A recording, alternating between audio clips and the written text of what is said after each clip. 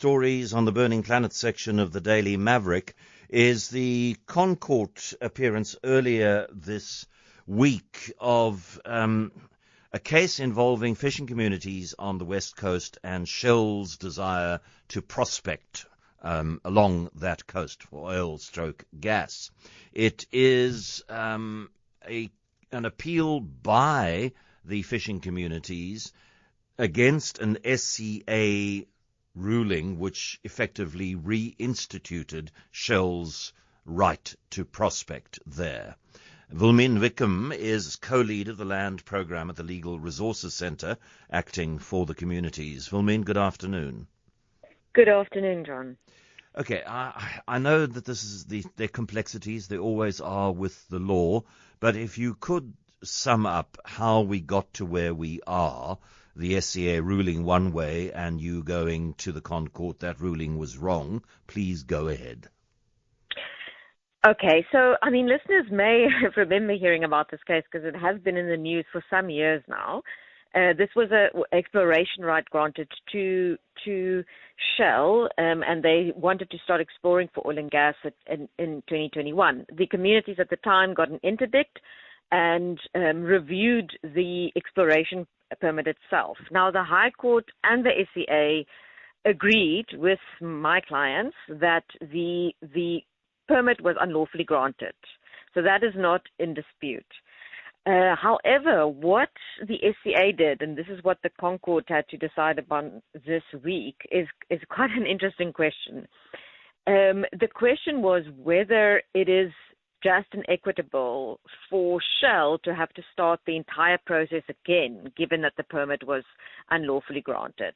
And this was the issue. Shell said they were not the ones, in fact, who originally applied for the permit. It was Impact Africa, and then Shell bought the permit from them.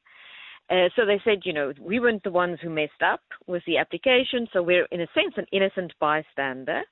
That was the first argument. And secondly, there is currently a moratorium on new applications. So Shell was saying if we were to be forced to apply again, we won't be able to get that permit because the permits aren't being granted at the moment. So in effect, we innocently bought a permit that we didn't know was bad, and the result of this court order that set aside the permit means that we will never be able to explore. And that's too harsh. The SCA agreed, and the SCA then said, well, even though the permit was unlawful, the minister may renew it. My clients appealed against that and said that's not just and equitable. You can't renew a permit that's unlawful, that was born in sin. And that is the question that the Constitutional Court had to decide this week.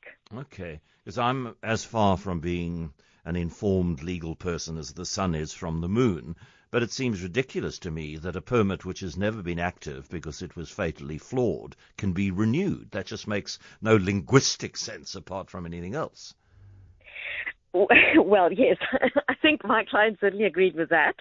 And that was certainly one of our arguments. We also told the court, you need things like legal certainty and so on. Courts can't go around and because it's inconvenient, the outcome, go through some legal gymnastics to get to an outcome that helps Shell. On the other hand, Shell's argument was, well, they'd already spent 1.1 billion, I think they said, in court on getting ready for this exploration, and that the outcome would be too harsh. Now, look, our clients insisted that they will, you'll have to apply again, and one of the most important reasons for that is, the way there's a reason why when you apply for an exploration permit, you have to jump through many hoops because it is a big deal, in particular in today with climate change. That's the most urgent issue on our agenda.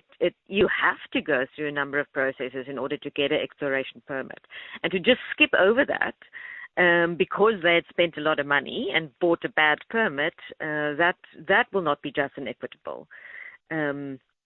So that was really what the arguments were about.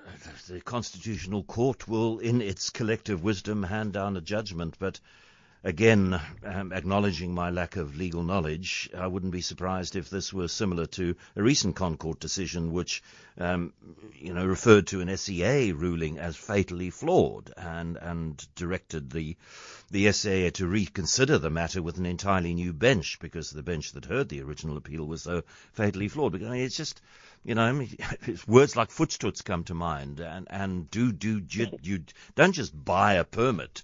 Do due diligence on that permit. Yes. All those D's have my tongue in a tangle. Do due diligence on that permit, and if you don't, well then, fruit of the poison tree and all of that. It just yes. Yes. Okay. Yes. And judgment reserved, of course, and I don't know how quickly the ConCourt is coming up with rulings these days. Do you have some sense that it's something that they might regard as urgent? No, I don't think they'll regard it as urgent. I think it'll take them a couple of months to get to a ruling. And it was a full day of argument. I can't do justice to all the complexities of it, but it was very carefully considered by the court. I mean, I can say that the sense we had was that the judges will not go along with the SEA, that they also felt that it was the term legal gymnastics was used in court by some of the judges. So we'll have to see, but I think the ConCourt, they're taking it very seriously, but I don't think they will simply allow the minister to extend a bad permit. Wilmien Wicomb, thank you very much indeed, with the Legal Resources Centre helping the fishing communities in this matter.